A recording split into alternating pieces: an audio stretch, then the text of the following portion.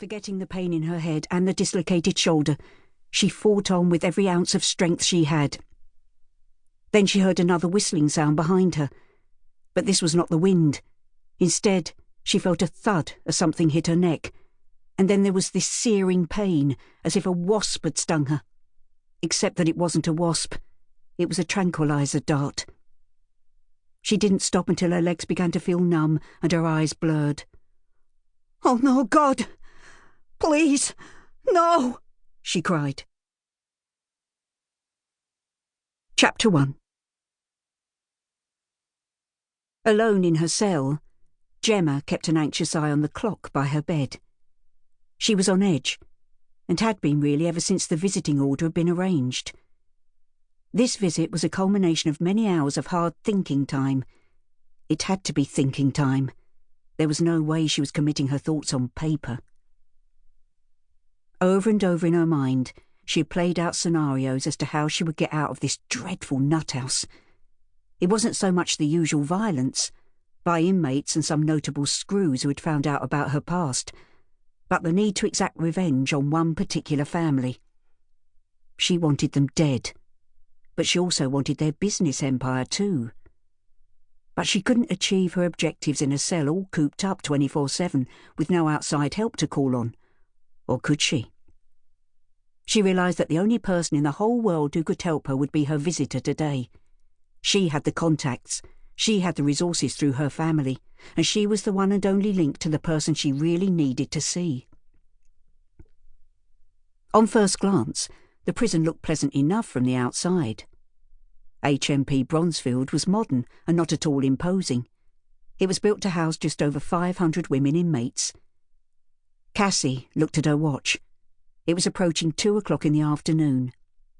The radio presenter had announced that this was going to be the hottest day of 2016, and he wasn't wrong. She wiped the sweat from her brow with the back of her hand and nervously fumbled inside her bag for the VO. There were so many things on her mind, but these would have to wait. She needed to get her thoughts around the person she was visiting. She had almost forgotten what she looked like. It was so long ago. In a strange way, she was excited, but she was also nervous, not knowing what this visit was really about. The visiting order had arrived out of the blue to her address, which at the time had stumped Cassie because she had no idea this woman even knew where she lived.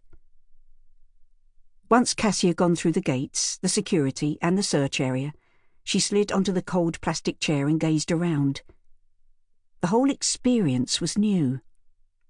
The sound of the heavy metal doors sliding shut sent shivers up her spine. She thanked God she had stayed out of trouble. The visiting room was like a cafe, but the bars at the windows and the burly female officers brought home the reality of it all. She pulled her cardigan tighter and crossed her arms under her breasts, which had ballooned in the last 2 months. Not moving her head, she scanned the room.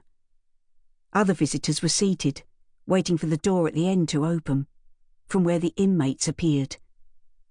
Of course, Cassie didn't know the drill, having never been inside a police station, let alone a prison. Yet it could easily have been her. She had been brought up in the same system, foster care and children's homes. She'd also had a few naughty boyfriends. Well, it was the done thing back then. As long as the social workers could tick the right boxes, no one really cared what you did and who you did it with. The end door slid open, and 2 officers dressed in thick blue uniforms called out names. Black, Smith, then Gemma's surname, Ruthers. Cassie took a deep breath and stared. With no expression on her face, the scrawny, pathetic waif of a woman walked towards her. She could have been a ghost, the wandering spirit of an inmate who'd passed over. Cassie bit her nail and waited for the skinny woman to sit down. "Thanks for coming, Cass." Gemma looked up and tried to smile, but her face was drenched in pain and anguish. Cassie was wide-eyed and silent. She hardly recognised Gemma. "Look, Gemma, I shouldn't have come. Me old man don't know I'm here. I don't know what you want, but I can't help you." Cassie was afraid, but not of Gemma.